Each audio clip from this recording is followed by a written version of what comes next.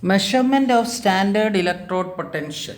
It is possible to measure the potential difference of two single electrodes, that is half cells. Therefore, in order to measure the electrode potential of a given single electrode or half cell, a galvanic cell is set up by connecting the given electrode with a standard hydrogen electrode, and the potential difference of the two electrodes is measured.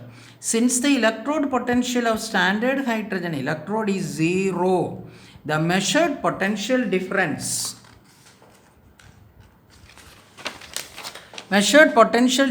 is numerically equal to the single electrode potential of the given electrode. Suppose we wish to measure a single electrode potential of a half cell M vertical line Mn plus or Mn plus vertical line M. In the standard state, the metal electrode is set up by immersing the electrode in the metal in the solution of Mn plus ions of concentration 1 moles per liter. This electrode is connected to a standard hydrogen electrode. That means this is the electrode potential that you have to determine. It is connected to, this is the standard hydrogen electrode, and it is connected by means of a salt bridge. Now, measurement of standard potential can be, that is the difference when you take one is zero. Therefore, it directly will give you the reduction potential of the electrode what you have to determine. In the outer circuit, the electrodes are joined together by conducting wire through a voltmeter. In the inner circuit, the electrodes are joined together through a salt bridge. The measured value of the potential difference is numerically equal to the standard electrode potential of the given half cell, which is equal to E0 M vertical line Mn plus, because the potential of standard hydrogen electrode is 0 by convention. This part is 0.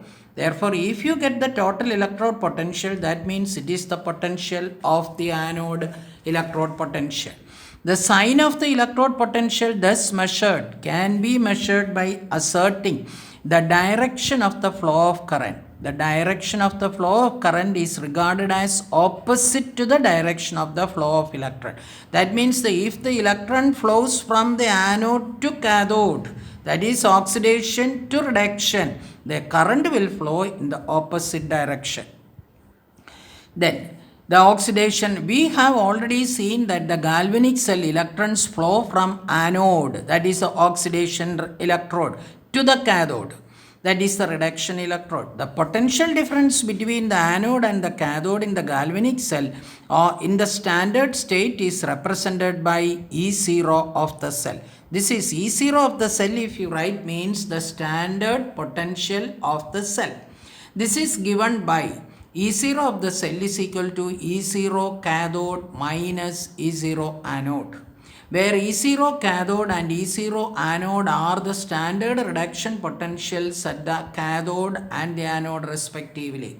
Knowing the direction of the flow of current and identifying the anode and cathode in the galvanic cell constructed for the measurement of the electrode potential, the sign of the electrode potential, single electrode potential, can be obtained with the help of the equation. That is, E0 of the cell can be calculated if the E0 of the cathode is given and E0 of the anode is given. When the half cell whose potential is to be determined act as anode, its electrode potential, that is standard reduction potential, is negative. If the half cell acts as a cathode, if the electrode potential is its electrode potential is positive.